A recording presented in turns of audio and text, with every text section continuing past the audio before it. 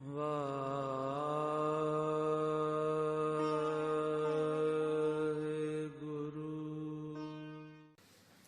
ਸਤਿਨਾਮ ਵਾਹਿਗੁਰੂ ਸਾਹਿਬ JIO. ਜਿਉ ਤਪਤ ਹੈ ਬਾਰੋ ਬਾਰ, ਤਪ ਤਪ ਖਪੈ ਬਹੁਤ ਬੇਕਾਰ। ਜੈ ਤਨ ਬਾਣੀ ਵਿਸਰ ਜਾਏ,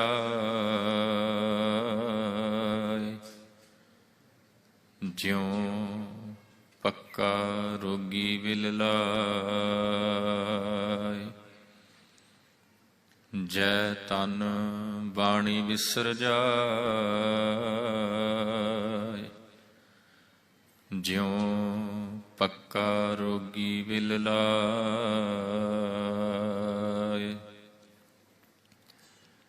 ਠੱਠੈ ਠਾਂਡ ਵਰਤੀ ਤਿਨ ਅੰਤਰ,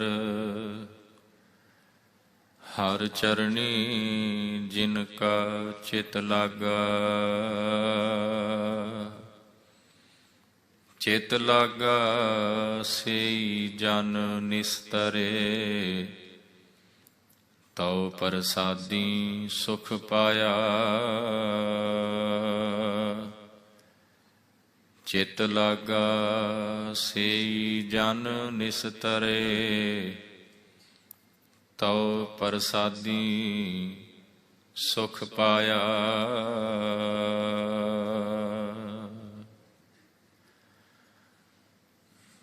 ਪਰਮ ਸਨਮਾਨਯੋਗ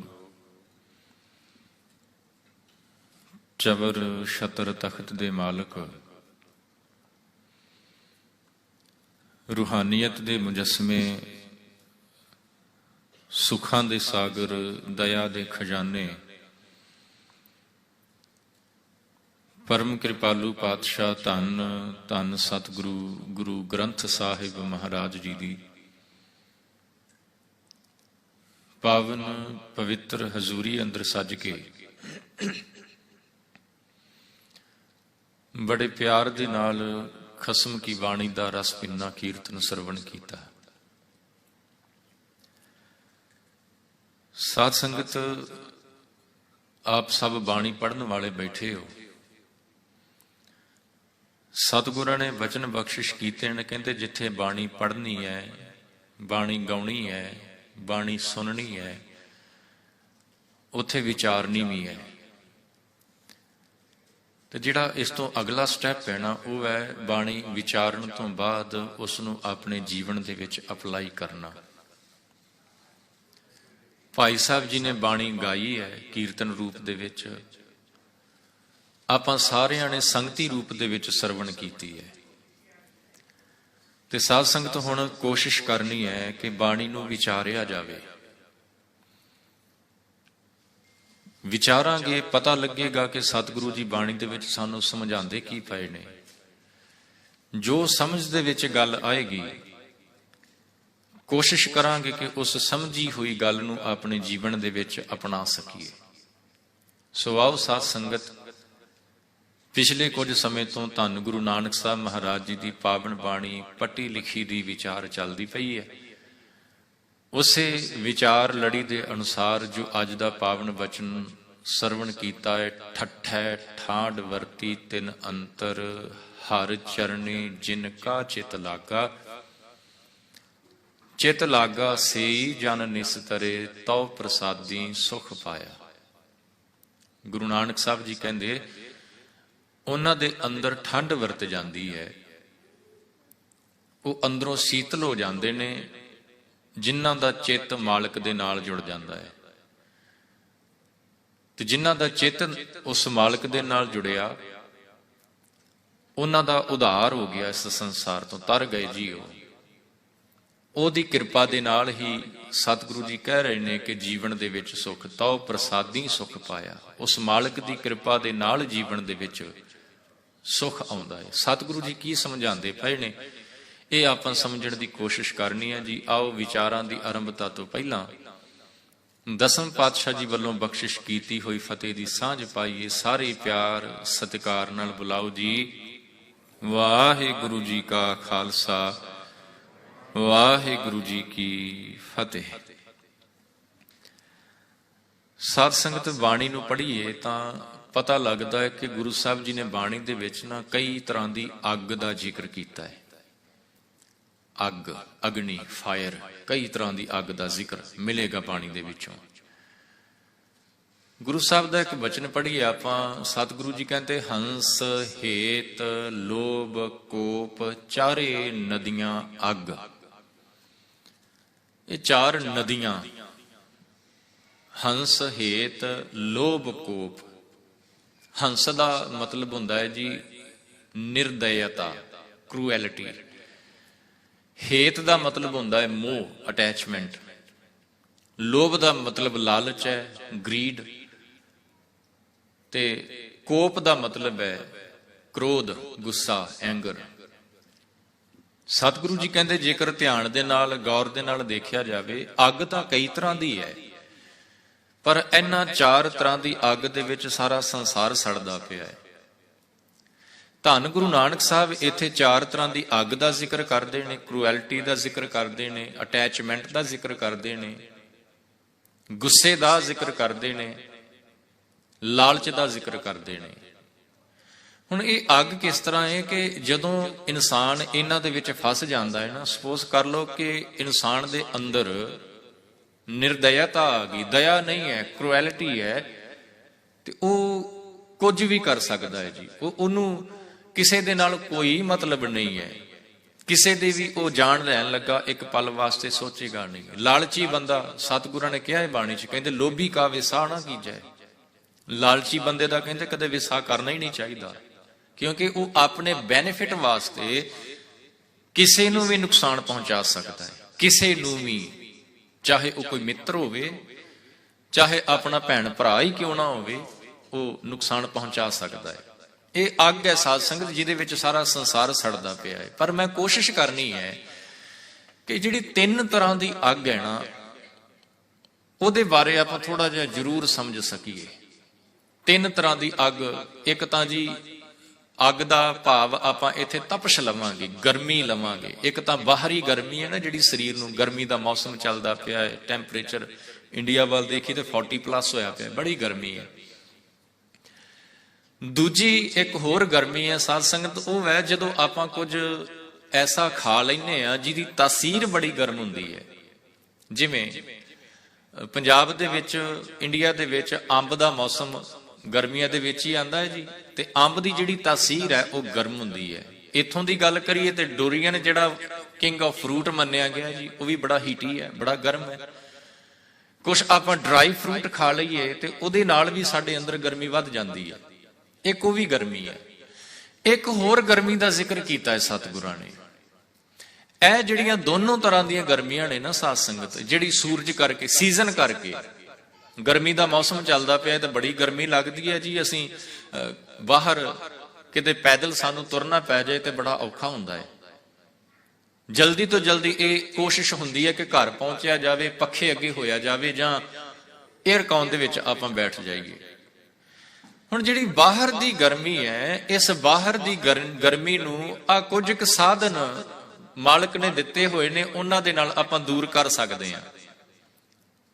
ਸਰੀਰ ਦੀ ਜਿਹੜੀ ਗਰਮੀ ਲੱਗ ਰਹੀ ਹੈ ਬਾਹਰੋਂ, ਸੂਰਜ ਦੀ ਰੌਸ਼ਨੀ ਕਰਕੇ ਜਾਂ ਗਰਮੀ ਦੇ ਮੌਸਮ ਕਰਕੇ, ਉਸ ਗਰਮੀ ਨੂੰ ਆਪਾਂ ਪੱਖੇ ਦੀ ਸਹਾਇਤਾ ਦੇ ਨਾਲ, 에ਅਰ ਕੌਨ ਦੀ ਸਹਾਇਤਾ ਦੇ ਨਾਲ, ਜਾਂ ਪਾਣੀ ਦੀ ਸਹਾਇਤਾ ਦੇ ਨਾਲ ਇਸ਼ਨਾਨ ਕਰਕੇ ਦੂਰ ਕਰ ਸਕਦੇ ਹਾਂ। ਜਿਹੜੀ ਅੰਦਰ ਦੀ ਗਰਮੀ ਹੈ, ਕੁਝ ਗਰਮ ਖਾਧਾ ਗਿਆ, ਉਹਦੇ ਨਾਲ ਅੰਦਰ ਗਰਮੀ ਪੈਦਾ ਹੋ ਗਈ। ਉਸ ਗਰਮੀ ਨੂੰ ਵੀ ਆਪਾਂ ਨੈਚੁਰਲ ਤਰੀਕੇ ਦੇ ਨਾਲ ਜਾਂ ਕਿਸੇ ਡਾਕਟਰ ਦੇ ਕੋਲ ਜਾ ਕੇ ਇਲਾਜ ਕਰ ਸਕਦੇ ਹਾਂ। ਵੈਸੇ ਵੀ ਇੱਥੇ ਕਹਿੰਦੇ ਨੇ ਨਾ ਜੀ, ਜਦੋਂ ਡੋਰੀਅਨ ਦਾ ਸੀਜ਼ਨ ਆਂਦਾ ਹੈ, ਖਾਂਦੇ ਨੇ ਤੇ ਕਹਿੰਦੇ ਨੇ ਉਹ ਖਾਣ ਤੋਂ ਬਾਅਦ ਸੋਡਾ ਵਾਟਰ ਪੀ ਲੈਣਾ ਚਾਹੀਦਾ। ਕਿਉਂ? ਕਿਉਂਕਿ ਉਹ ਹੀਟੀ ਬੜਾ ਹੈ ਤੇ ਉਹਦੇ ਨਾਲ ਥੋੜੀ ਜੀ ਰਾਹਤ ਮਿਲਦੀ ਹੈ। ਸੋ ਜਿਹੜੀ ਅੰਦਰ ਗਰਮੀ ਪੈਦਾ ਹੋਈ ਹੈ, ਕੁਝ ਗਰਮ ਪਦਾਰਥ ਖਾਣ ਦੇ ਨਾਲ ਉਹਦਾ ਵੀ ਕਿਸੇ ਨਾ ਕਿਸੇ ਤਰੀਕੇ ਦੇ ਨਾਲ ਆਪਾਂ ਸੋਲੂਸ਼ਨ ਕਰ ਸਕਦੇ ਹਾਂ, ਉਹਦਾ ਹੱਲ ਹੋ ਸਕਦਾ ਹੈ, ਉਹ ਅੰਦਰ ਦੀ ਗਰਮੀ ਦੂਰ ਹੋ ਸਕਦੀ ਹੈ। ਪਰ ਜਿਹੜੀ ਤੀਜੀ ਤਰ੍ਹਾਂ ਦੀ ਗਰਮੀ ਹੈ ਨਾ ਸਾਧ ਸੰਗਤ, ਉਸ ਨੂੰ ਬਾਹਰੀ ਕਿਸੇ ਵੀ ਤਰੀਕੇ ਦੇ ਨਾਲ ਦੂਰ ਨਹੀਂ ਕੀਤਾ ਜਾ ਸਕਦਾ। ਇੱਕ ਬਚਨ ਸਾਂਝਾ ਕਰਾਂ ਆਪ ਸਰਬੱਤ ਸੰਗਤ ਨਾਲ ਬਾਣੀ ਦੇ ਵਿੱਚੋਂ। ਸਤਿਗੁਰੂ ਜੀ ਪਤਾ ਕੀ ਕਹਿੰਦੇ? ਕਹਿੰਦੇ ਚੰਦਨ ਚੰਦ ਨਾ ਸਰਦ ਰੁੱਤ, ਮੂਲ ਨਾ ਮਿਟਈ ਘਾਮ। ਚੰਦਨ ਚੰਦ ਨਾ ਸਰਦ ਰੁੱਤ। ਬਾਣੀ ਦੇ ਅਕੋਰਡਿੰਗਲੀ ਇਹ ਤਿੰਨ ਨੈਚੁਰਲ ਸੋਰਸਸ ਨੇ ਬਾਹਰ ਦੀ ਗਰਮੀ ਨੂੰ ਦੂਰ ਕਰਨ ਵਾਸਤੇ। ਚੰਦਨ, ਚੰਦਨ ਦਾ ਮਤਲਬ ਹੁੰਦਾ ਜੀ ਸੈਂਡਲਵੁੱਡ। ਤੁਹਾਨੂੰ ਪਤਾ ਹੋਏਗਾ ਪੁਰਾਣੇ ਜਿਹੜੇ ਹਕੀਮ ਹੋਇਆ ਕਰਦੇ ਸੀ, ਵੈਦ ਹੋਇਆ ਕਰਦੇ ਸੀ, ਜਦੋਂ ਕਿਸੇ ਨੂੰ ਫੀਵਰ ਹੋ ਜਾਣਾ, ਬੁਖਾਰ ਹੋ ਜਾਣਾ, ਤਾਂ ਉਹਨਾਂ ਨੇ ਚੰਦਨ ਦਾ ਪੇਸਟ ਬਣਾ ਕੇ ਉਹਦੇ ਮੱਥੇ ਦੇ ਉੱਤੇ ਲਗਾ ਦੇਣਾ ਜਾਂ ਉਹਦੀ ਚੈਸਟ ਦੇ ਉੱਤੇ ਲੇਪ ਕਰ ਦੇਣਾ, ਪੇਸਟ ਕਰ ਦੇਣਾ। ਕਿਉਂ? ਕਿਉਂਕਿ ਚੰਦਨ ਠੰਡਾ ਹੈ ਤੇ ਠੰਡਾ ਹੋਣ ਕਰਕੇ ਉਹ ਫੀਵਰ ਨੂੰ ਥੋੜਾ ਡਾਊਨ ਕਰ ਦਿੰਦਾ ਸੀ। ਜਿਵੇਂ ਆਪਣੇ ਪੁਰਾਣੇ ਦਾਦੇ ਜਿਹੜੇ ਨੇ, ਦਾਦੀਆਂ ਜਿਹੜੀਆਂ ਨੇ ਨਾ, ਗ੍ਰੈਂਡ ਪੇਰੈਂਟਸ ਦਾ ਜ਼ਿਕਰ ਕਰ ਲਈਏ, ਜਾਂ ਅੱਜ ਵੀ ਕੁਝ ਮਾਵਾਂ, ਜਦੋਂ ਬੱਚੇ ਨੂੰ ਬੁਖਾਰ ਹੁੰਦਾ ਹੈ ਤੇ ਠੰਡੇ ਪਾਣੀ ਦੀਆਂ ਪੱਟੀਆਂ ਜਿਹੜੀਆਂ ਨੇ ਨਾ ਉਹ ਮੱਥੇ ਦੇ ਉੱਤੇ ਰੱਖੀਆਂ ਜਾਂਦੀਆਂ ਨੇ। ਕਿਉਂ? ਕਿਉਂਕਿ ਪਾਣੀ ਠੰਡਾ ਹੈ ਤੇ ਉਹਦੇ ਨਾਲ ਬੁਖਾਰ ਜਿਹੜਾ ਹੈ ਉਹ ਥੋੜਾ ਲੋ ਹੋ ਜਾਂਦਾ ਹੈ। ਸਤਿਗੁਰੂ ਜੀ ਕਹਿੰਦੇ ਜੇਕਰ ਬਾਹਰ ਕਿਤੇ ਗਰਮੀ ਹੈ ਤਾਂ ਉਸ ਗਰਮੀ ਨੂੰ ਸੈਂਡਲਵੁੱਡ ਦੇ ਨਾਲ, ਚੰਦਨ ਦੇ ਨਾਲ ਦੂਰ ਕੀਤਾ ਜਾ ਸਕਦਾ। ਜਿਹੜਾ ਸੱਪ ਹੈ ਨਾ, ਸਨੇਕ, ਤੁਹਾਨੂੰ ਪਤਾ ਹੋਏਗਾ ਕਿ ਸੱਪ ਵੀ ਚੰਦਨ ਦੇ ਦੁਆਲੇ ਜਾ ਕੇ ਲਿਪਟ ਜਾਂਦਾ ਹੈ। ਕਿਉਂ ਲਿਪਟਦਾ ਹੈ? ਕਿਉਂਕਿ ਚੰਦਨ ਠੰਡਾ ਹੈ, ਉਹਦੀ ਤਾਸੀਰ ਠੰਡੀ ਹੈ। ਜਦੋਂ ਸੱਪ ਨੂੰ ਉਹਦੇ ਅੰਦਰ ਜ਼ਹਿਰ ਉਹਨੂੰ ਤੰਗ ਕਰਦਾ ਹੈ ਤੇ ਉਹ ਕੁਝ ਰਾਹਤ ਪਾਉਣ ਵਾਸਤੇ ਚੰਦਨ ਦੇ ਦੁਆਲੇ ਜਾ ਕੇ ਲਿਪਟ ਜਾਂਦਾ ਹੈ। ਉਹਨੂੰ ਥੋੜੀ ਠੰਡਕ ਮਿਲਦੀ ਹੈ ਚੰਦਨ ਦੇ ਕੋਲੋਂ। ਤੇ ਸਤਿਗੁਰੂ ਜੀ ਕਹਿੰਦੇ ਜੇਕਰ ਬਾਹਰ ਗਰਮੀ ਲੱਗ ਰਹੀ ਹੈ ਤੇ ਇੱਕ ਸੋਰਸ ਹੈ ਚੰਦਨ। ਚੰਦਨ ਦਾ ਲੇਪ ਕਰ ਲਾ, ਪੇਸਟ ਕਰ ਲਾ ਆਪਣੇ ਤਨ ਦੇ ਉੱਤੇ, ਤੈਨੂੰ ਰਾਹਤ ਮਿਲੇਗੀ ਗਰਮੀ ਦੇ ਉੱਤੋਂ, ਗਰਮੀ ਦੇ ਕੋਲੋਂ। ਦੂਜਾ ਹੈ ਜੀ ਸਰਦ ਰੁੱਤ। ਚੰਦਨ ਚੰਦ ਨਾ ਸਰਦ ਰੁੱਤ। ਚੰਦ ਦਾ ਮਤਲਬ ਹੈ ਜੀ ਚੰਦਰਮਾ, ਮੂਨ। ਮੂਨ ਵੀ ਠੰਡਾ ਹੈ, ਸੂਰਜ ਗਰਮੀ ਦਿੰਦਾ ਹੈ। ਜਦੋਂ ਆਕਾਸ਼ ਦੇ ਵਿੱਚ ਰਾਤ ਨੂੰ ਚੰਦਰਮਾ ਆਂਦਾ ਹੈ, ਰੌਸ਼ਨੀ ਹੁੰਦੀ ਹੈ। ਪੂਰਨਮਾਸ਼ੀ ਆਉਣ ਵਾਲੀ ਹੈ ਜੀ, ਅਗਲੇ ਹਫਤੇ ਆਏਗੀ, ਤੁਹਾਨੂੰ ਪਤਾ ਹੀ ਹੈ, ਚਾਨਣ ਹੋਏਗਾ। ਪਰ ਚੰਦਰਮਾ ਦੀ ਰੌਸ਼ਨੀ ਦੇ ਵਿੱਚ ਗਰਮੀ ਨਹੀਂ ਹੈ, ਉਹਦੀਆਂ ਜਿਹੜੀਆਂ ਰੇਜ਼ ਨੇ ਉਹ ਠੰਡੀਆਂ ਨੇ। ਸਰਦੀ ਦਾ ਮੌਸਮ ਜਦੋਂ ਆਏਗਾ ਗਰਮੀ ਚਲੀ ਜਾਏਗੀ, ਗਰਮ ਕੱਪੜੇ ਆਪਾਂ ਪਹਿਨ ਲਵਾਂਗੇ, ਉਦੋਂ ਸਰੀਰ ਨੂੰ ਥੋੜਾ ਜਿਹਾ ਵਾਰਮ ਰੱਖਣਾ ਪਏਗਾ, ਗਰਮ ਰੱਖਣਾ ਪਏਗਾ, ਕਿਉਂਕਿ ਸਰਦੀ ਦੇ ਮੌਸਮ ਦੇ ਵਿੱਚ ਗਰਮੀ ਨਹੀਂ। ਇਹ ਤਿੰਨ ਨੈਚੁਰਲ ਸੋਰਸ ਨੇ ਗਰਮੀ ਨੂੰ ਦੂਰ ਕਰਨ ਵਾਸਤੇ। ਬਾਹਰ ਦੀ ਸਰੀਰ ਦੀ ਗਰਮੀ ਇਹਨਾਂ ਤਰੀਕਿਆਂ ਦੇ ਨਾਲ ਦੂਰ ਹੋ ਸਕਦੀ ਹੈ, ਪਰ ਜਿਹੜੀ ਤੀਜੀ ਤਰ੍ਹਾਂ ਦੀ ਸਾਧ ਸੰਗਤ ਗਰਮੀ ਹੈ ਨਾ, ਉਸ ਨੂੰ ਨਾ ਤਾਂ ਚੰਦਨ ਦੂਰ ਕਰ ਸਕਦਾ ਹੈ, ਨਾ ਉਸ ਨੂੰ ਚੰਦਰਮਾ ਦੂਰ ਕਰ ਸਕਦਾ ਹੈ, ਨਾ ਉਸ ਨੂੰ ਸਰਦ ਰੁੱਤ ਦੂਰ ਕਰ ਸਕਦੀ ਹੈ। ਇੰਡੀਆ ਦੇ ਵਿੱਚ, ਪੰਜਾਬ 'ਚ ਖਾਸ ਕਰਕੇ ਠੰਡ ਕਾਫੀ ਪੈਂਦੀ ਹੈ। ਵਿੰਟਰ ਸੀਜ਼ਨ ਹੋਵੇ ਕਾਫੀ ਠੰਡ ਹੁੰਦੀ ਹੈ, ਪਰ ਉਹਦੇ ਨਾਲੋਂ ਵੀ ਜ਼ਿਆਦਾ ਠੰਡ ਤੁਸੀਂ ਕਸ਼ਮੀਰ ਦੇ ਵਿੱਚ ਚਲੇ ਜਾਓ, ਸ਼੍ਰੀਨਗਰ ਦੇ ਵਿੱਚ ਚਲੇ ਜਾਓ, ਕੈਨੇਡਾ ਚਲੇ ਜਾਓ, ਜਿੱਥੇ ਸਨੋ ਪੈਂਦੀ ਹੈ। ਮਾਈਨਸ ਜਿਹੜਾ ਟੈਂਪਰੇਚਰ ਹੈ ਉਹ ਚਲਾ ਜਾਂਦਾ ਹੈ। ਤੇ ਸਾਧ ਸੰਗਤ ਭਾਵੇਂ ਕਿੰਨਾ ਵੀ ਮਾਈਨਸ ਕਿਉਂ ਨਹੀਂ ਚਲਾ ਗਿਆ, ਉਹ ਠੰਡ ਜਿਹੜੀ ਹੈ ਨਾ, ਇਨਸਾਨ ਦੇ ਅੰਦਰ ਦੀ ਗਰਮੀ ਨੂੰ ਦੂਰ ਨਹੀਂ ਕਰ ਸਕਦੀ। ਅੰਦਰ ਦੀ ਗਰਮੀ ਸਮਝਿਓ, ਉਹ ਗਰਮੀ ਨਹੀਂ ਜਿਹੜੀ ਮੈਂ ਗਰਮ ਚੀਜ਼ ਖਾਣ ਤੋਂ ਬਾਅਦ ਮੇਰੇ ਅੰਦਰ ਹੀਟੀ ਪੈਦਾ ਹੋ ਗਈ, ਉਹ ਨਹੀਂ। ਇਹ ਗਰਮੀ ਹੈ ਸਾਧ ਸੰਗਤ ਸਾਡੀ ਸੋਚ ਦੀ, ਮੇਰੇ ਬਿਹੇਵੀਅਰ ਦੇ ਵਿੱਚ ਜਿਹੜੀ ਗਰਮੀ ਹੈ। ਮੇਰਾ ਜੀਵਨ ਕਿਸ ਤਰ੍ਹਾਂ ਦਾ ਬਣਿਆ ਪਿਆ ਹੈ, ਮੈਂ ਕੀ ਬੋਲਦਾ ਪਿਆ ਆਪਣੀ ਜ਼ੁਬਾਨ ਦੇ ਉੱਤੇ, ਜ਼ੁਬਾਨ ਦੇ ਕੋਲੋਂ ਕੀ ਕੰਮ ਲੈਂਦਾ ਪਿਆ, ਮੈਂ ਕੀ ਸੋਚਦਾ ਪਿਆ ਕਿਸੇ ਦੇ ਪ੍ਰਤੀ। ਇਹ ਵੀ ਇੱਕ ਤਰ੍ਹਾਂ ਦੀ ਗਰਮੀ ਹੈ ਜਿਹੜੀ ਸਾਡੇ ਲਫ਼ਜ਼ਾਂ ਦੇ ਰਾਹੀਂ ਬਾਹਰ ਨਿਕਲਦੀ ਹੈ। ਤੇ ਇਸ ਗਰਮੀ ਨੂੰ, ਇਹਨੂੰ ਕਹਿੰਦੇ ਨੇ ਅੰਦਰ ਦਾ ਤਪਣਾ, ਹਿਰਦੇ ਦਾ ਤਪਣਾ। ਇਹ ਜਿਹੜੀ ਹਿਰਦੇ ਦੀ ਗਰਮੀ ਹੈ ਨਾ, ਇਹਨੂੰ ਨਾ ਤਾਂ ਚੰਦਨ ਦੂਰ ਕਰ ਸਕਦਾ ਹੈ, ਨਾ ਚੰਦਰਮਾ ਦੂਰ ਕਰ ਸਕਦਾ ਹੈ, ਨਾ ਸਰਦ ਰੁੱਤ ਵਿੰਟਰ ਸੀਜ਼ਨ ਇਸ ਨੂੰ ਦੂਰ ਕਰ ਸਕਦਾ ਹੈ। ਤੇ ਫਿਰ ਸਤਿਗੁਰਾਂ ਨੂੰ ਪੁੱਛੋ ਪਾਤਸ਼ਾਹ ਜੀ ਇਹ ਦੂਰ ਹੋਵੇਗੀ ਕਿਵੇਂ? ਤੇ ਸਤਿਗੁਰੂ ਜੀ ਫਿਰ ਇੱਕ ਹੀ ਸੋਲੂਸ਼ਨ ਦੱਸਦੇ ਨੇ, ਕਹਿੰਦੇ ਇਹ ਦੂਰ ਹੋਏਗੀ ਚੰਦਨ ਚੰਦ ਨਾ ਸਰਦ ਰੁੱਤ, ਮੂਲ ਨਾ ਮਿਟਈ ਘਾਮ, ਸ਼ੀਤਲ ਥੀਵੈ ਨਾਨਕਾ ਜਪੰਦੜੋ ਹਰ ਨਾਮ। ਇਹੀ ਇੱਕ ਇਹਦਾ ਮੈਥਡ ਹੈ। ਇਸ ਤੋਂ ਇਲਾਵਾ ਇਹਦਾ ਇਲਾਜ ਹੀ ਕਿਤੇ ਨਹੀਂ। ਕਿਸੇ ਡਾਕਟਰ ਦੇ ਕੋਲ ਚਲੇ ਜਾਓ ਜੀ, ਮੇਰਾ ਹਿਰਦਾ ਬੜਾ ਤਪਦਾ ਪਿਆ, ਉਹਦੇ ਕੋਲ ਇਹਦਾ ਇਲਾਜ ਨਹੀਂ ਹੋਏਗਾ। ਉਹ ਤੁਹਾਡੇ ਸਰੀਰ ਦੇ ਰੋਗ ਦਾ ਇਲਾਜ ਕਰ ਸਕਦਾ ਹੈ। ਜੇ ਤੁਸੀਂ ਅੰਦਰੋਂ ਹੀਟੀ ਮਹਿਸੂਸ ਕਰਦੇ ਪਏ ਹੋ, ਤੁਹਾਨੂੰ ਉਹਦਾ ਕੁਝ ਨਾ ਕੁਝ ਇਲਾਜ ਉਹ ਦੱਸ ਸਕਦਾ ਹੈ। ਪਰ ਜੇਕਰ ਤੁਹਾਡਾ ਅੰਦਰ ਹਿਰਦਾ ਤਪਦਾ ਪਿਆ ਨਾ ਵਿਕਾਰਾਂ ਦੇ ਨਾਲ, ਉਹਦਾ ਇਲਾਜ ਡਾਕਟਰ ਨਹੀਂ ਜੇ ਕਰ ਸਕਦਾ। ਤੇ ਸਾਧ ਸੰਗਤ, ਇਹ ਗਰਮੀ ਖਤਰਨਾਕ ਬਹੁਤ ਹੈ, ਬਹੁਤ ਖਤਰਨਾਕ ਹੈ। ਗਰਮੀ ਦਾ ਸੀਜ਼ਨ ਆਇਆ, ਕੁਝ ਸਮਾਂ ਰਹੇਗਾ, ਉਹਨੇ ਚੇਂਜ ਹੋ ਜਾਣਾ ਹੈ। ਸਰੀਰ ਦੇ ਅੰਦਰ ਕੁਝ ਖਾਣ ਦੇ ਨਾਲ ਗਰਮੀ ਪੈਦਾ ਹੋਈ ਹੈ, ਕੁਝ ਇੱਕ ਸਮਾਂ ਹੋ ਸਕਦਾ ਤੰਗੀ ਮਹਿਸੂਸ ਹੋਵੇ, ਥੋੜਾ ਅਨਕੰਫਰਟੇਬਲ ਮਹਿਸੂਸ ਕਰੋਗੀ, ਪਰ ਉਹ ਖਤਮ ਹੋ ਜਾਏਗੀ, ਆਰਾਮ ਤੁਹਾਨੂੰ ਮਿਲ ਜਾਏਗਾ। ਪਰ ਜਿਹੜਾ ਅੰਦਰ ਤਪਦਾ ਪਿਆ ਹੈ ਨਾ ਸਾਧ ਸੰਗਤ, ਇਹ ਆਪਣੇ ਆਪ ਕਦੇ ਦੂਰ ਨਹੀਂ ਜੇ ਹੁੰਦਾ, ਆਪਣੇ ਆਪ ਇਹ ਕਦੇ ਠੰਡਾ ਨਹੀਂ ਜੇ ਹੁੰਦਾ। ਹਮੇਸ਼ਾ ਯਾਦ ਰੱਖਿਓ, ਇਹਦਾ ਇਲਾਜ ਕਰਨਾ ਪਏਗਾ। ਤੇ ਇਹਦਾ ਇਲਾਜ ਕਿਸੇ ਡਾਕਟਰ ਦੇ ਕੋਲ ਨਹੀਂ, ਕਿਸੇ ਨੈਚੁਰਲ ਸੋਰਸ ਦੇ ਨਾਲ ਇਹਦਾ ਇਲਾਜ ਨਹੀਂ ਹੋ ਪਾਉਣਾ। ਫਿਰ ਕਿਵੇਂ? ਸਤਿਗੁਰੂ ਜੀ ਕਹਿੰਦੇ ਇੱਕੋ ਹੀ ਤਰੀਕਾ। ਗੁਰੂ ਨਾਨਕ ਸਾਹਿਬ ਜੋ ਕਹਿੰਦੇ ਪਏ ਨੇ ਨਾ, ਜਿਹੜਾ ਗੁਰਮੁਖੀ ਦਾ ਲੈਟਰ ਹੈ ਠੱਠਾ, ਉਹਦੇ ਰਾਹੀਂ ਉਪਦੇਸ਼ ਹੈ। ਕਹਿੰਦੇ ਠੱਠੈ ਠਾਂਡ ਵਰਤੀ ਤਿੰਨ ਅੰਤਰ, ਤਪਦਾ ਹੋਇਆ ਹਿਰਦਾ ਜਿਹੜਾ ਹੈ ਨਾ ਉਹ ਠੰਡਾ ਹੋ ਗਿਆ। ਉਹਨਾਂ ਦਾ ਤਿੰਨ ਅੰਤਰ, ਉਹਨਾਂ ਦਾ ਅੰਦਰ ਠੰਡਾ ਹੋ ਗਿਆ। ਕਿਹਨਾਂ ਦਾ ਜੀ? ਹਰ ਚਰਨੀ ਜਿਨ ਕਾ ਚਿਤ ਲਾਗਾ।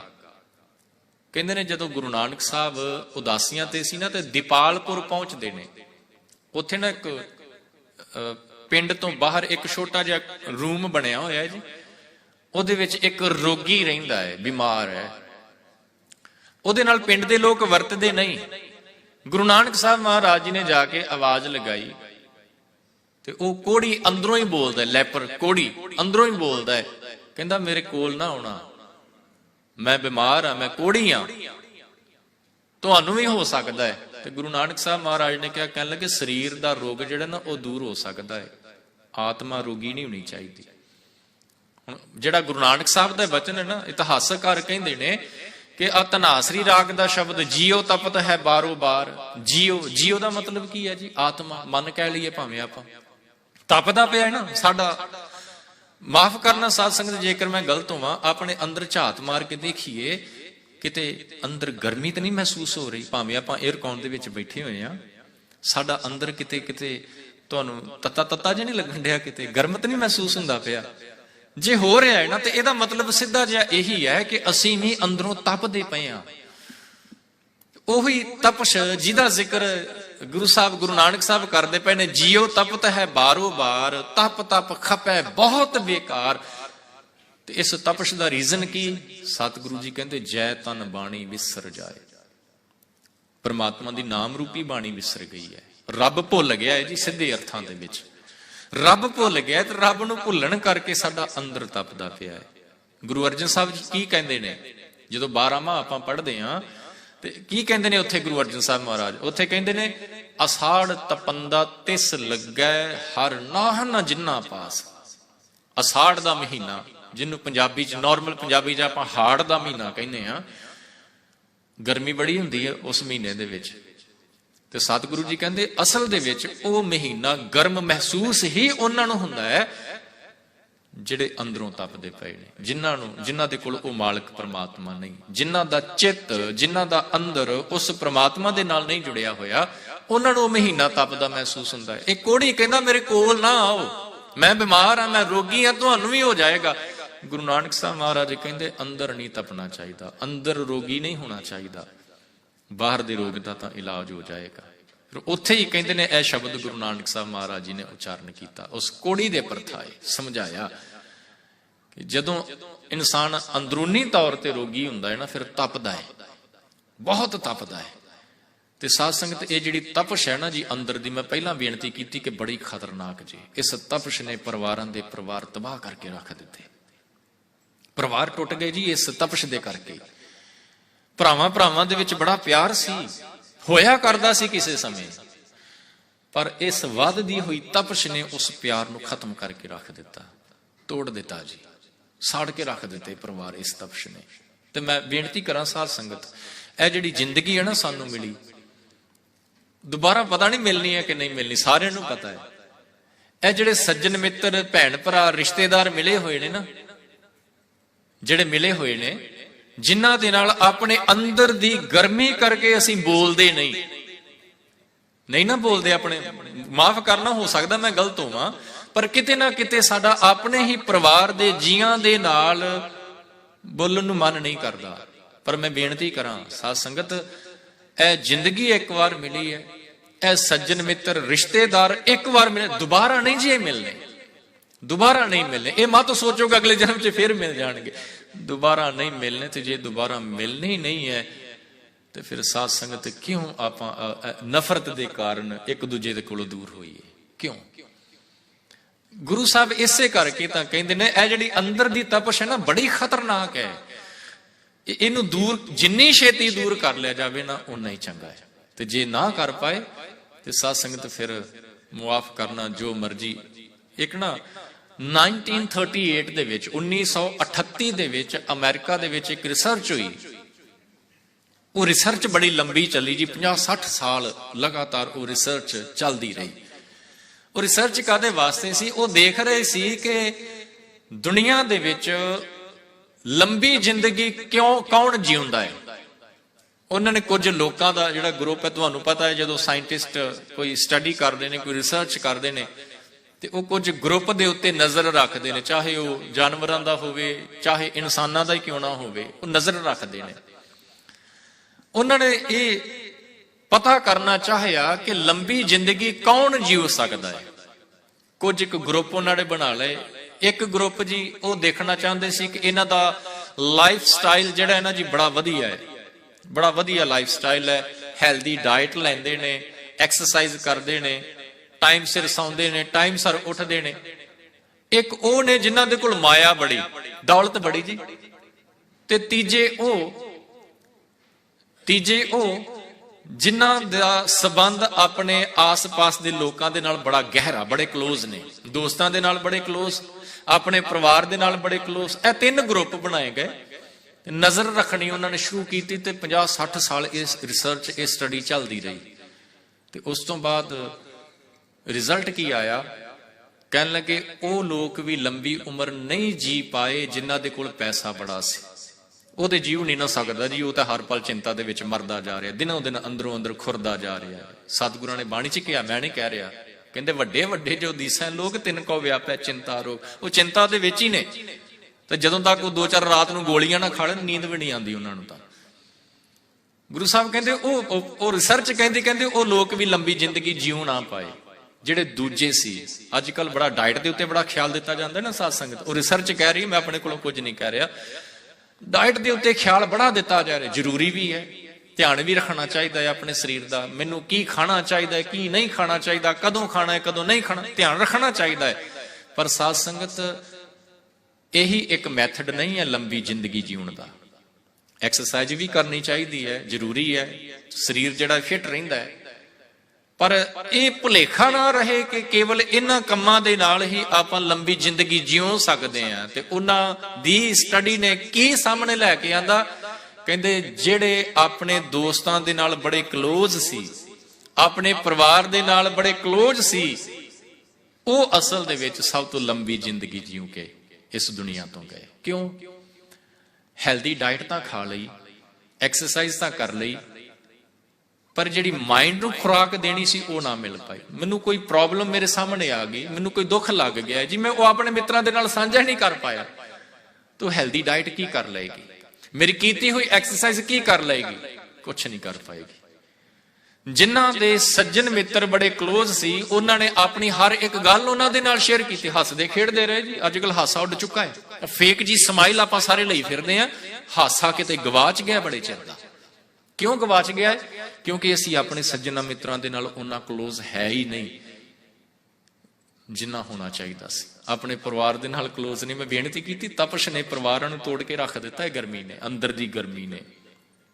ਸੋ ਉਹ ਰਿਸਰਚ ਕਹਿੰਦੀ ਹੈ ਕਿ ਜਿੰਨਾ ਤੁਸੀਂ ਆਪਣੇ ਪਰਿਵਾਰ ਦੇ ਨਾਲ, ਆਪਣੇ ਸੱਜਣਾ ਮਿੱਤਰਾਂ ਦੇ ਨਾਲ ਕਲੋਜ਼ ਹੋਵੋਗੇ, ਉਹਨਾਂ ਦੇ ਨਾਲ ਆਪਣੇ ਦਿਲ ਦੀ ਗੱਲ ਖੋਲ ਕੇ ਕਰੋਗੇ, ਤੁਹਾਡਾ ਅੰਦਰ ਹਲਕਾ ਰਹੇਗਾ, ਮਨ ਦੇ ਉੱਤੇ ਕੋਈ ਜ਼ੋਰ ਨਹੀਂ ਰਹੇਗਾ, ਪ੍ਰੈਸ਼ਰ ਨਹੀਂ ਰਹੇਗਾ, ਡਿਪਰੈਸ਼ਨ ਖਤਮ ਹੋ ਜਾਏਗਾ, ਸਟ੍ਰੈਸ ਚਲਾ ਜਾਏਗਾ। ਇਹ ਸਭ ਕੁਝ ਹੁੰਦਾ ਹੀ ਉਦੋਂ ਆ ਜਦੋਂ ਆਪਣੇ ਅੰਦਰੋਂ ਅੰਦਰੀ ਆਪਣੀਆਂ ਉਹਨਾਂ ਗੱਲਾਂ ਨੂੰ ਵਾਰ-ਵਾਰ ਸਰਕਲ ਦੇ ਵਿੱਚ ਘੁਮਾਈ ਜਾਂਦੇ ਆ। ਤੇ ਜਦੋਂ ਉਹੀ ਗੱਲਾਂ ਮੈਂ ਆਪਣੇ ਸੱਜਣਾ ਮਿੱਤਰਾਂ ਦੇ ਨਾਲ ਖੋਲ ਕੇ ਕਰ ਲਈਆਂ ਤੇ ਕੋਈ ਨਾ ਕੋਈ ਉਹਨਾਂ ਦੇ ਕੋਲੋਂ ਸਾਨੂੰ ਸਲਾਹ ਮਿਲ ਜਾਂਦੀ ਹੈ, ਜਾਂ ਸਪੋਰਟ ਮਿਲਦੀ ਹੈ, ਜਾਂ ਕੁਝ ਹੱਲ, ਕੋਈ ਸੋਲੂਸ਼ਨ ਮਿਲ ਜਾਂਦਾ ਹੈ, ਉਹ ਪ੍ਰੋਬਲਮ ਦੂਰ ਹੋ ਜਾਂਦੀ ਹੈ, ਦੁੱਖ ਚਲਾ ਜਾਂਦਾ ਹੈ ਤੇ ਜ਼ਿੰਦਗੀ ਹਲਕੀ ਹੋ ਜਾਂਦੀ ਹੈ। ਸਾਧ ਸੰਗਤ, ਉਹੀ ਲੋਕ ਲੰਬੀ ਜ਼ਿੰਦਗੀ ਜਿਉਂਦੇ ਨੇ। ਤੇ ਗੁਰੂ ਨਾਨਕ ਸਾਹਿਬ ਮਹਾਰਾਜ ਕਹਿੰਦੇ ਨੇ, ਕਹਿੰਦੇ ਇਹ ਜਿਹੜੀ ਅੰਦਰ ਦੀ ਤਪਸ਼ ਲੈ ਕੇ ਅਸੀਂ ਬੈਠੇ ਆ ਨਾ, ਇਸ ਤਪਸ਼ ਨੂੰ ਕਿਸੇ ਹੋਰ ਤਰੀਕੇ ਦੇ ਨਾਲ ਦੂਰ ਨਹੀਂ ਜੇ ਕੀਤਾ ਜਾ ਸਕਦਾ। ਉਹ ਇੱਕੋ ਹੀ ਤਰੀਕਾ ਹੈ ਜੀ, ਹਰ ਚਰਨੀ ਜਿਨ ਕਾ ਚਿਤ ਲਾਗਾ। ਜਿਨ੍ਹਾਂ ਦਾ ਚਿੱਤ ਉਸ ਮਾਲਕ ਦੇ ਨਾਲ ਜੁੜ ਗਿਆ, ਉਹਨਾਂ ਦੇ ਅੰਦਰ ਫਿਰ ਠੰਡ ਵਰਤ ਜਾਂਦੀ ਹੈ। ਫਿਰ ਤਪਤ ਕੜਾਹਾ ਬੁਝ ਗਿਆ, ਗੁਰ ਸੀਤਲ ਨਾਮ ਦੀ। ਫਿਰ ਜਦੋਂ ਗੁਰੂ ਦੇ ਕੋਲ ਆਪਾਂ ਆਨੇ ਆ ਨਾ, ਆਣ ਕੇ ਕਹਿ ਦਿੰਨੇ, ਮਾਲਕ ਮੈਂ ਤਪਦਾ ਪਿਆ ਅੰਦਰੋਂ। ਤੇ ਫਿਰ ਗੁਰੂ ਕੀ ਕਹਿੰਦਾ ਹੈ ਜੀ? ਗੁਰੂ ਕੀ ਦਿੰਦਾ ਹੈ? ਗੁਰ ਸੀਤਲ ਨਾਮ ਦਿਓ। ਨਾਮ ਦਿੰਦਾ ਹੈ ਜੀ, ਕਲ ਤਾਤੀ ਠੰਡਾ ਹਰ ਨਾਮ। ਪ੍ਰਮਾਤਮਾ ਦਾ ਨਾਮ ਠੰਡਾ ਹੈ, ਠੰਡਕ ਦੇਣ ਵਾਲਾ ਹੈ, ਅੰਦਰ ਨੂੰ ਠੰਡਾ ਕਰਨ ਵਾਲਾ ਹੈ, ਅੰਦਰ ਨੂੰ ਠਾਰਨ ਵਾਲਾ ਹੈ। ਤੇ ਜਦੋਂ ਮੈਂ ਗੁਰੂ ਦੇ ਕੋਲ ਆ ਜਾਣਾ ਨਾ, ਤੇ ਗੁਰੂ ਫਿਰ ਮੈਨੂੰ ਉਹ ਨਾਮ ਦਿੰਦਾ ਹੈ। ਉਸ ਨਾਮ ਦੀ ਬਰਕਤ ਦੇ ਨਾਲ, ਉਸ ਬੰਦਗੀ ਦੀ ਬਰਕਤ ਦੇ ਨਾਲ ਮੇਰਾ ਤਪਦਾ ਹੋਇਆ ਹਿਰਦਾ ਜਿਹੜਾ ਨਾ, ਉਹ ਠੰਡਾ ਹੋ ਜਾਂਦਾ ਹੈ। ਗੁਰੂ ਤੇਗ ਬਹਾਦਰ ਮਹਾਰਾਜ, ਤੁਹਾਨੂੰ ਪਤਾ ਹੈ, ਪਟਨੇ ਦੀ ਧਰਤੀ, ਅਸਾਮ ਦੀ ਧਰਤੀ ਤੇ ਵੀ ਗਏ ਸੀ ਨਾ ਗੁਰੂ ਤੇਗ ਬਹਾਦਰ ਜੀ। ਤੇ ਪਟਨੇ ਦੀ ਧਰਤੀ ਤੇ ਗੁਰੂ ਗੋਬਿੰਦ ਸਿੰਘ ਮਹਾਰਾਜ ਦਾ ਪ੍ਰਕਾਸ਼ ਹੁੰਦਾ ਹੈ। ਅਸਾਮ ਤੋਂ ਵਾਪਸ ਆਉਂਦੇ ਜਦੋਂ ਪਟਨੇ ਰੁਕੇ, ਕੁਝ ਸਮਾਂ ਰੁਕੇ ਉੱਥੇ, ਪਰਿਵਾਰ ਨੂੰ ਉੱਥੇ ਰੁਕਣ ਵਾਸਤੇ ਕਿਹਾ, ਤੇ ਆਪ ਗੁਰੂ ਤੇਗ ਬਹਾਦਰ ਮਹਾਰਾਜ ਪਟਨੇ ਤੋਂ ਆਨੰਦਪੁਰ ਵੱਲ ਆਉਣ ਲੱਗੇ ਨੇ, ਪੰਜਾਬ ਦੀ ਧਰਤੀ ਵੱਲ ਆਉਣ ਲੱਗੇ। ਚੱਲਣ ਤੋਂ ਪਹਿਲਾਂ ਸੰਗਤ ਨੇ ਉਪਦੇਸ਼ ਦੀ ਮੰਗ ਕੀਤੀ ਗੁਰੂ ਤੇਗ ਬਹਾਦਰ ਮਹਾਰਾਜ ਜੀ ਦੇ ਕੋਲੋਂ। ਸਤਿਗੁਰੂ ਜੀ, ਉਪਦੇਸ਼ ਕੋਈ ਸਾਡੀ ਝੋਲੀ ਦੇ ਵਿੱਚ ਪਾਓ। ਤੇ ਸਾਧ ਸੰਗਤ, ਜਿਹੜਾ ਉਪਦੇਸ਼ ਗੁਰੂ ਤੇਗ ਬਹਾਦਰ ਮਹਾਰਾਜ ਜੀ ਨੇ ਉੱਥੇ ਪਟਨੇ ਦੀ ਸੰਗਤ ਨੂੰ ਦਿੱਤਾ ਨਾ, ਕਿਤੇ ਉਹ ਉਪਦੇਸ਼ ਅਸੀਂ ਵੀ ਆਪਣੇ ਜੀਵਨ ਦੇ ਵਿੱਚ ਕਮਾ ਲਈਏ। ਸਭ ਤੋਂ ਪਹਿਲੀ ਗੱਲ ਤਾਂ ਸਤਿਗੁਰਾਂ ਨੇ ਕੀ ਕਹਿਣ ਲੱਗੇ? ਸਭ ਕੁਝ ਭੁੱਲ ਜਾਏ, ਮਾਲਕ ਨਾ ਭੁੱਲੇ। ਸਭ ਕੁਝ ਭੁੱਲ ਜਾਏ, ਉਹ ਰੱਬ ਨਾ ਭੁੱਲੇ, ਕਿਉਂਕਿ ਉਹੀ ਸਭ ਕੁਝ ਦੇਣ ਵਾਲਾ ਹੈ, ਉਹੀ ਸਾਰੀਆਂ ਦਾਤਾਂ ਦਾ ਸੋਰਸ ਹੈ, ਉਹ ਨਹੀਂ ਭੁੱਲਣਾ ਚਾਹੀਦਾ। ਦੂਜੀ ਗੱਲ ਉਹਨਾਂ ਨੇ ਕੀ ਕਹਿੰਦੇ? ਆਪਸ ਚ ਕਦੇ ਵੀ ਨਫ਼ਰਤ ਨਹੀਂ ਕਰਨੀ। ਤੀਜੀ ਗੱਲ ਕੀ ਕਹਿਣ ਲੱਗੇ? ਪਿਆਰ ਹੋਣਾ ਚਾਹੀਦਾ ਹੈ ਆਪਸ ਦੇ ਵਿੱਚ, ਪਿਆਰ ਦਾ ਹੋਣਾ ਬੜਾ ਜ਼ਰੂਰੀ ਹੈ। ਫਿਰ ਸਤਿਗੁਰਾਂ ਨੇ ਕਿਹਾ, ਕਹਿਣ ਲੱਗੇ ਜਿੱਥੇ ਨਫ਼ਰਤ ਨਹੀਂ, ਪਿਆਰ ਹੋਵੇ, ਰੱਬ ਦੀ ਯਾਦ ਹੋਵੇ, ਉੱਥੇ ਇਨਸਾਨ ਦੇ ਜੀਵਨ ਦੇ ਵਿੱਚ ਖੁਸ਼ੀਆਂ ਹੋਣਗੀਆਂ, ਆਨੰਦ ਹੋਏਗਾ, ਦੁੱਖ ਨਹੀਂ। ਸੋ ਇਹ ਜਿਹੜਾ ਉਪਦੇਸ਼ ਸਤਿਗੁਰਾਂ ਨੇ ਉੱਥੇ ਪਟਨੇ ਦੀ ਧਰਤੀ ਤੇ ਲੋਕਾਂ ਨੂੰ ਦਿੱਤਾ ਨਾ, ਸੰਗਤ ਨੂੰ ਦਿੱਤਾ, ਇਸ ਉਪਦੇਸ਼ ਨੂੰ ਆਪਣੇ ਜੀਵਨ ਦੇ ਵਿੱਚ ਵੀ ਆਪਾਂ ਅਪਲਾਈ ਕਰੀਏ। ਇਹ ਸਤਿਗੁਰਾਂ ਦਾ ਉਪਦੇਸ਼ ਸਾਡੇ ਅੰਦਰ ਦੀ ਤਪਸ਼ ਨੂੰ ਖਤਮ ਕਰ ਸਕਦਾ। ਜੇ ਮੈਂ ਅੱਜ ਤੋਂ ਹੀ ਇਹ ਮਨ ਬਣਾ ਲਵਾਂ ਨਾ ਕਿ ਮੈਂ ਨਫ਼ਰਤ ਨਹੀਂ ਕਰਨੀ, ਜਿਹੜਾ ਮੇਰੇ ਨਾਲ ਰੁੱਸਿਆ ਪਿਆ ਮੈਂ ਉਹਨੂੰ ਮਨਾਉਣਾ ਹੈ। ਸਾਧ ਸੰਗਤ, ਇਹਦੇ ਵਿੱਚ ਕੋਈ ਨਾ ਨੀਵਾਂ ਨਹੀਂ ਜੀ ਹੋ ਜਾਂਦਾ, ਕੋਈ ਸਟੇਟਸ ਲੋ ਨਹੀਂ ਹੋ ਜਾਂਦਾ। ਬਾਣੀ ਚ ਪਤਾ ਕੀ ਕਿਹਾ ਸਤਿਗੁਰਾਂ ਨੇ? ਸ਼ਲੋਕ ਪੜਿਓ ਬਾਬਾ ਫਰੀਦ ਜੀ ਦੇ, ਉੱਥੇ ਉਹਨਾਂ ਨੇ ਜ਼ਿਕਰ ਕੀਤਾ, ਕਹਿੰਦੇ ਜਹਾਂ ਖਿਮਾ ਤਹਿ ਆਪ। ਕਿਸੇ ਨੂੰ ਮੁਆਫ ਕਰ ਦੇਣਾ, ਕਿਸੇ ਦੇ ਕੋਲ ਜਾ ਕੇ ਸੌਰੀ ਫੀਲ ਕਰ ਲੈਣੀ, ਚਾਹੇ ਮੇਰੀ ਗਲਤੀ ਹੋਵੇ ਚਾਹੇ ਨਾ ਹੋਵੇ। ਆਪਣੇ ਰਿਸ਼ਤੇ ਨੂੰ ਬਚਾਉਣ ਦੇ ਲਈ ਜੇਕਰ ਮੈਂ ਝੁਕ ਗਿਆ ਨਾ, ਤਾਂ ਉਹਦੇ ਵਿੱਚ ਮੇਰਾ ਸਟੇਟਸ ਡਾਊਨ ਨਹੀਂ ਜੀ ਹੋਣ ਵਾਲਾ, ਸਗੋਂ ਉੱਚਾ ਹੋ ਜਾਵਾਂਗਾ ਹੋਰ। ਤੇ ਜੇਕਰ ਮੇਰੇ ਨਾਲੋਂ ਕੋਈ ਰੁੱਸਿਆ ਪਿਆ ਹੈ ਜਾਂ ਮੈਂ ਕਿਸੇ ਨਾਲ ਨਹੀਂ ਨਾ ਬੋਲਦਾ, ਤੇ ਫਿਰ ਗੁਰੂ ਤੇਗ ਬਹਾਦਰ ਮਹਾਰਾਜ ਜੀ ਦਾ ਉਪਦੇਸ਼ ਆਪਾਂ ਮੰਨੀਏ। ਆਪਣੇ ਅੰਦਰ ਦੀ ਤਪਸ਼ ਨੂੰ, ਆਪਣੇ ਅੰਦਰ ਦੀ ਨਫ਼ਰਤ ਨੂੰ ਕੱਢ ਕੇ ਬਾਹਰ ਅੱਜ ਤੋਂ ਹੀ ਉਹਨੂੰ ਬੁਲਾਉਣਾ ਸ਼ੁਰੂ ਕਰ ਦਈਏ। ਦੇਖਿਓ, ਜਦੋਂ ਤੁਸੀਂ ਬੁਲਾਓਗੇ ਨਾ, ਤੇ ਸਾਧ ਸੰਗਤ ਐਸੀ ਖੁਸ਼ੀ ਤੁਹਾਨੂੰ ਮਹਿਸੂਸ ਹੋਏਗੀ, ਜਿਹੜੀ ਖੁਸ਼ੀ ਤੁਸੀਂ ਅੱਜ ਤੱਕ ਮਹਿਸੂਸ ਨਹੀਂ ਕੀਤੀ ਹੋਏਗੀ। ਮੈਂ ਦਾਅਵੇ ਦੇ ਨਾਲ ਕਹਿ ਸਕਦਾ, ਉਹ ਆਨੰਦ ਤੁਸੀਂ ਮਹਿਸੂਸ ਕਰੋਗੇ, ਉਹ ਆਪਣੇ ਆਪ ਨੂੰ ਹਲਕਾ ਮਹਿਸੂਸ ਕਰੋਗੇ, ਜਿਹੜਾ ਅੱਜ ਤੱਕ ਨਹੀਂ ਕੀਤਾ ਹੋਏਗਾ। ਕਰਕੇ ਦੇਖਿਓ ਕਿਤੇ। ਗੁਰੂ ਨਾਨਕ ਸਾਹਿਬ ਜੀ ਵੀ ਇਹੀ ਗੱਲ ਸਮਝਾਉਂਦੇ ਨੇ, ਕਹਿੰਦੇ ਠੱਠੈ ਠਾਂਡ ਵਰਤੀ ਤਿੰਨ ਅੰਤਰ, ਹਰ ਚਰਣੀ ਜਿਨ ਕਾ ਚਿਤ ਲਾਗਾ ਸੇਈ ਜਨ ਨਿਸਤਰੇ, ਤਉ ਪ੍ਰਸਾਦੀ ਸੁਖ ਪਾਇਆ। ਜਦੋਂ ਗੁਰੂ ਨੇ ਇਲਾਜ ਕਰ ਦਿੱਤਾ ਨਾ ਸਾਡੇ ਅੰਦਰ ਦੀ ਤਪਸ਼ ਦਾ, ਤੇ ਸਾਧ ਸੰਗਤ ਫਿਰ ਸੁਖ ਆਏਗਾ ਜੀਵਨ ਦੇ ਵਿੱਚ, ਉਹਦੀ ਕਿਰਪਾ ਦੇ ਨਾਲ। ਐਸਾ ਸੁਖ ਆਏਗਾ ਜਿਹੜਾ ਕਦੇ ਖਤਮ ਨਹੀਂ ਹੋਏਗਾ। ਇਸ ਸੰਸਾਰ ਤੋਂ ਆਪਣੇ ਜੀਵਨ ਨੂੰ ਸਫਲ ਬਣਾ ਕੇ ਅਸੀਂ ਜਾਵਾਂਗੇ, ਤਰ ਜਾਵਾਂਗੇ। ਆਉਣਾ ਸਾਡਾ ਇਸ ਦੁਨੀਆ ਦੇ ਵਿੱਚ ਸਫਲਾ ਹੋ ਜਾਏਗਾ। ਸਤਿਗੁਰੂ ਜੀ ਕਿਰਪਾ ਕਰਨ, ਜਿਹੜੀ ਗੱਲ ਗੁਰੂ ਨਾਨਕ ਸਾਹਿਬ ਮਹਾਰਾਜ ਨੇ ਸਾਨੂੰ ਸਮਝਾਈ ਹੈ ਕਿ ਹਰ ਇੱਕ ਇਨਸਾਨ ਦੇ ਅੰਦਰ ਠੰਡ ਵਰਤਣੀ ਚਾਹੀਦੀ ਹੈ। ਅਸੀਂ ਗਰਮੀ ਨਾ ਚੁੱਕ ਕੇ ਤੁਰੇ ਫਿਰੀਏ, ਗਰਮੀ ਅੱਗੇ ਹੀ ਬੜੀ ਆ, ਗਲੋਬਲ ਵਾਰਮਿੰਗ ਅੱਗੇ ਬੜੀ ਹੁੰਦੀ ਪਈ ਹੈ, ਹੋਰ ਇਹਨੂੰ ਗਰਮ ਨਾ ਕਰੀਏ।